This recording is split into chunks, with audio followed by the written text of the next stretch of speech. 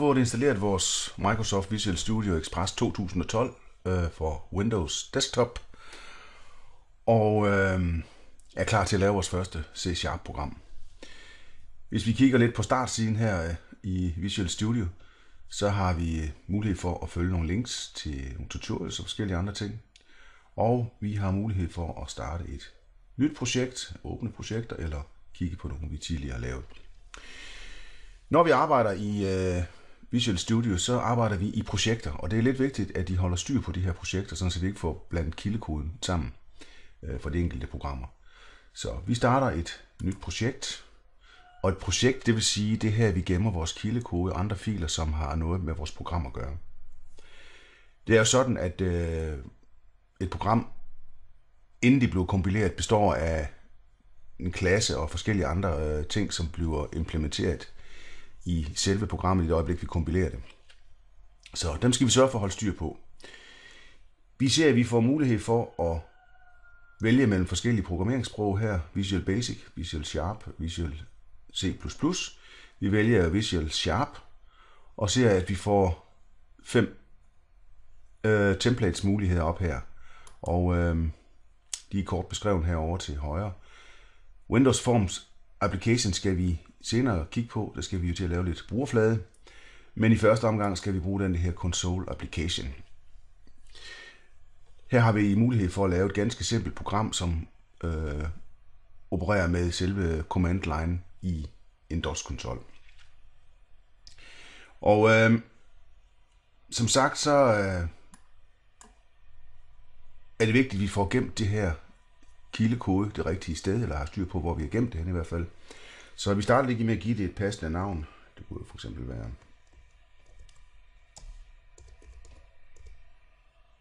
sådan her, eller hvad I selv synes. Bare sådan, så I styr på det. I kan selvfølgelig også være navnet på den opgave, I laver. Så er der et sted, hvor den gemmer det. Default vil Visual Studio gemme det under den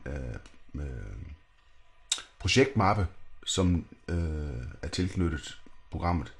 Jeg har her valgt at gemme det på skrivebordet i en mappe der.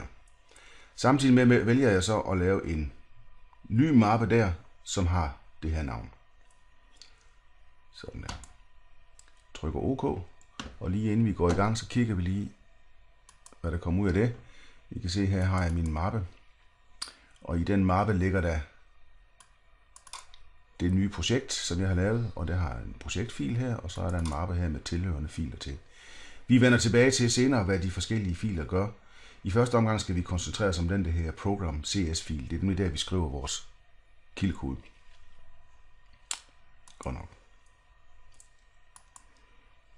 Men det vi fik op, da vi startede vores projekt her, det var en skabelon til en klasse. Og vi kan se herovre til højre har vi sådan en Solution Explorer, som viser de filer og forskellige ting, som er en del af vores program. Vi kan også se, at vi har netop program CS-filen liggende her, og vi kan se heroppe, at det er den, vi arbejder med, program CS. Selve skabelonen skal I ikke i første omgang sådan fordybe jer i. Det, der er jo interessant, det er det kode, vi skriver, men for god ordens skyld kan vi sige, at vi starter med her i klassen at indlæse nogle forskellige libraries eller klasser, som har forskellige metoder, jeg kan bruge i mit program.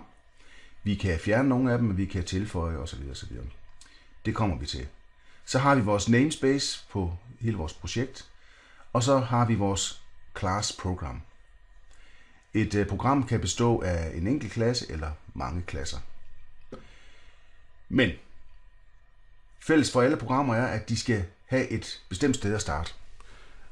For ligesom at når man starter programmet op, så skal den jo ligesom have et udgangspunkt, så sige, hvor skal vi begynde, og hvor skal vi ende henne. Og det gør vi i den metode, det her static void main.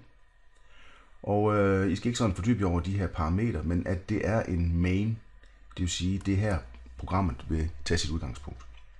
Det interessante er, og det vi vil koncentrere os om i første omgang, det er det sted her, imellem den her tuborg begynd og tuborg slut. Det er her, at vi kan skrive vores kode. Og jeg vil som sagt prøve at lave et program, som kunne udskrive noget tekst til min DOS-konsol, og jeg ved, at der er en funktion, som hedder konsol, hvor jeg har mulighed for at operere på min DOS-konsol. Den er for øvrigt en del af den her system. Så jeg behøver ikke at skrive system, men jeg kan starte med at skrive console. I kan faktisk betragte de her klasser heroppe som sådan nogle værktøjskasser, hvor vi kan hente forskellige værktøjer frem. Console punktum, så får jeg faktisk nogle muligheder op her, nogle metoder eller properties, og på den her konsol. Så jeg søger efter en, hvor jeg kan skrive noget ud til skærmen. Jeg prøver at skrive write, og jeg får write og write line. Jeg vælger write line, sådan her, og den kan jeg give nogle parametre. Det vil sige, at jeg kan fortælle her write line, hvad indhold skal være, det den skal skrive ud. Når vi skriver tekst i C#, så gør vi det i anførselstegn. Så jeg skriver her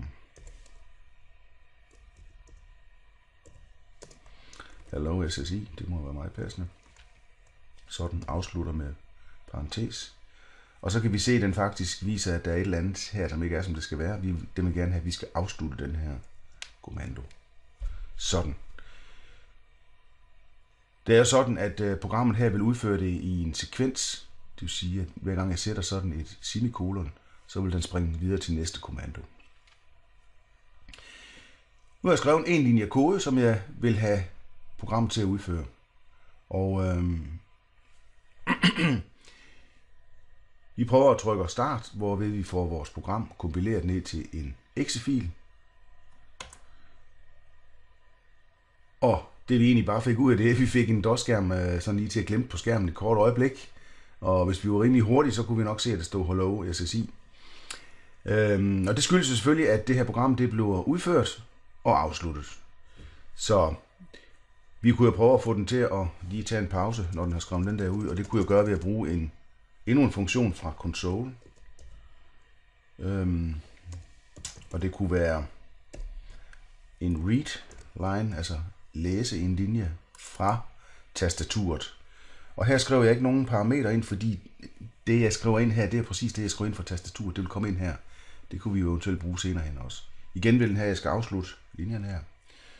Sådan her. Det vil sige, at nu vil programmet udføre den her linje, og springe ned og udføre den næste linje. Det vil sige, at den vil udskrive det her, springe herned og vente på at få et input fra mig af. Så prøver vi at se, hvad der sker. Se, så fik vi vores sorte DOS-skærm op her, og vi fik skrevet hello SSI ud. Og læg mærke til, at det er det eneste, jeg får skrevet ud af koden, det er det der hello SSI. Så jeg har lavet et program, der kan skrive hello SSI ud.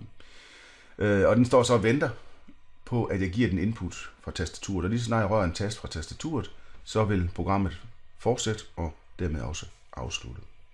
Sådan der. Hvis vi kigger ud i vores projektmappe, så kan vi se, at der er ikke sket noget her for så vidt, men herinde under bin og debug, der har vi fået faktisk nogle exe-filer, og det skal man så lige lære at navigere rundt i og sige, hvad er det egentlig for en, vi snakker om her. Men det er jo den der her SSI test 1 program, altså exe. Og den kan jeg dobbeltklikke på og afvikle. Giv den lidt input her.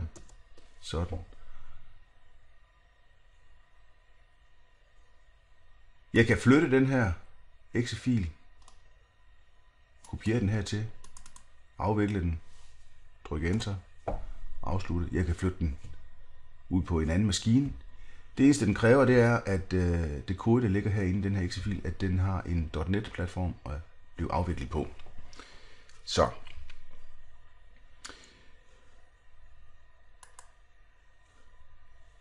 Det vil sige, at vi faktisk har fået lavet vores første program, som kan afvikles på vores maskine. Det vil sige, at vores værktøj virker, og vores .NET-platform virker. Så vidt så godt.